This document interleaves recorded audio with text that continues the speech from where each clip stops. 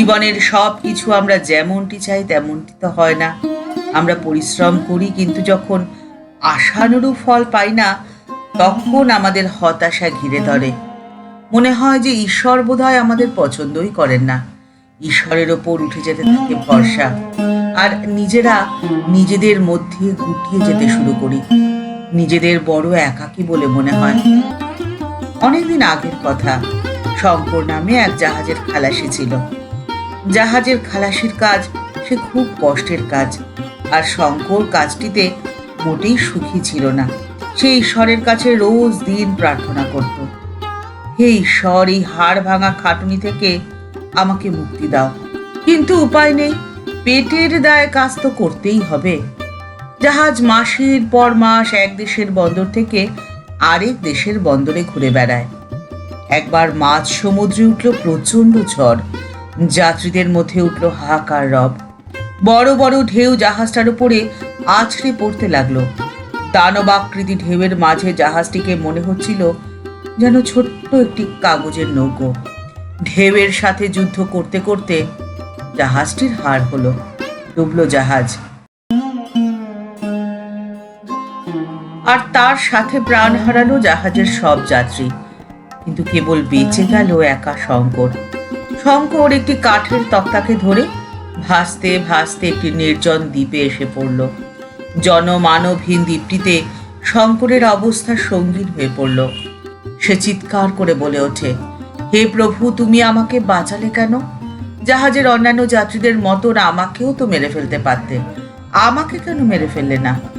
এই নির্জন দ্বীপে আমাকে তো প্রতিদিন মরতে হবে, তার থেকে একেবারে মরে যেতাম, সেটাই তো ভালো ছিল।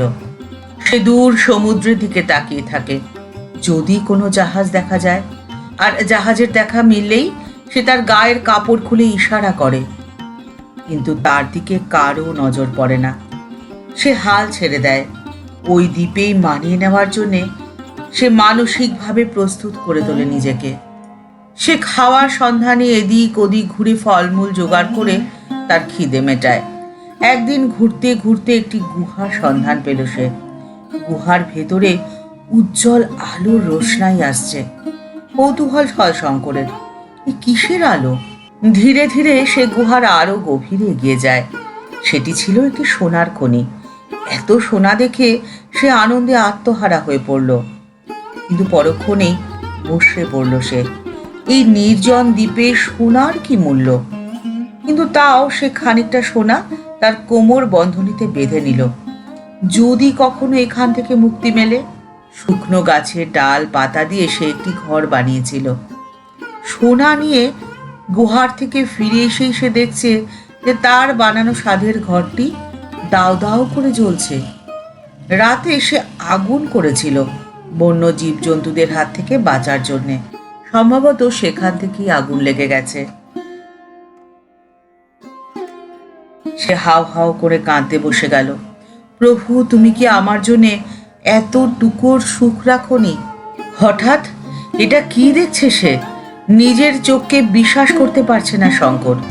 একটি জাহাজটি দ্বীপের সামনে এসে দাঁড়িয়েছে। আগুনের শিখা দেখেই তারা অনুমান করেছিল যে এই দ্বীপে কেউ একজন রয়েছে। ওই জাহাজে চেপে সে নিজের দেশে নিজের লোকজনের কাছে ফিরে আসলো। সে দেশে ফিরে খালাসির কাজ ছেড়ে দিল।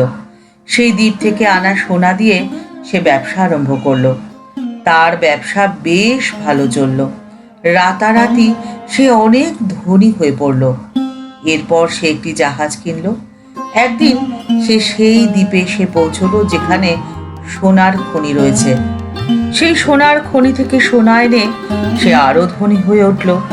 সে আরো দুটি জাহাজ কিনল। দেখতে দেখতে অনেক বছর পার হয়ে গেল। শঙ্করের এখন বেশ কখানা জাহাজ রয়েছে।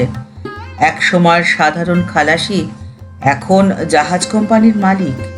আমাদের যখন বিপদ আসে আমরা ঈশ্বরকে অভিযোগ দিতে শুরু করি, বিশ্বাস হারাতে শুরু করি তার ওপরে।